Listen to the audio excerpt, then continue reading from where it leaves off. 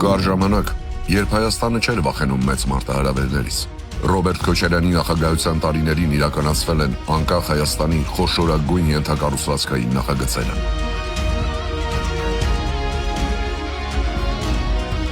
Դիլիջանի թունելը,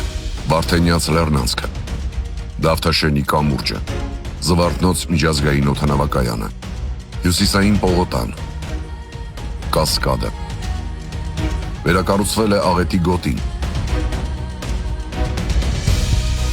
և շատ ու շատ այլ նախագծեր, որոնք կտրուկ բարելավեցին քաղաքացու կյանքի որակը։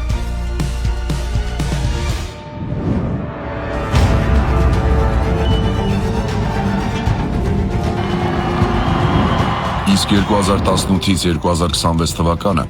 Հայաստանում հաջողությամբ չկառուցվեց մետրոյի Աչափնյակի կայարանը։ Վարպետորեն հետաձգվեց ակադեմիական քաղաքի կառուցումը, թեև արդեն ահռելի գումար է ծախսվել։ Իսկ վերելակների, կենցաղային տեխնիկայի, աղբի վերամշակման գործարանները ու շատ խոստումներ պարզվեց սուտ էին։ Մեծ արդյունքների համար պետք է շարժվել մեծ քայլերով։ Մենք աշխատելու ենք դեպի Ռուսաստան, Աբխազիայով անցնող երկաթգծի բացման ուղղությամբ։ Պլանավորում ենք Դավթաշենի երկրորդ կամուրջի կառուցումը։ Երևանում կկառուցվի առնվազն մետրոյի 2 նոր կայարան և բազմաթիվ այլ խոշոր ծրագրեր։